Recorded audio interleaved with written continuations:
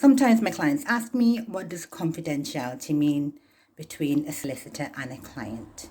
Now, first, it's important to remember that solicitors are regulated professionals, and in Scotland, solicitors are regulated by the Law Society of Scotland.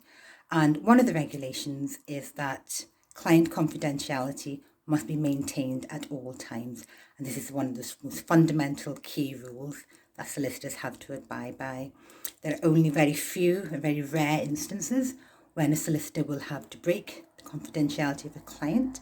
The rules say that you can only break it if the client allows you to do so, they waive their right to confidentiality, or it is required by a court orders you to do that, or there is legislation that requires you to do that.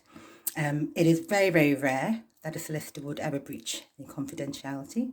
I have never had to do that, and the situations are likely to be very, very serious, where there's very, very serious and immediate harm to someone, and there is a duty, an obligation on the solicitor to breach that confidentiality, but they will always explain if they need to do that.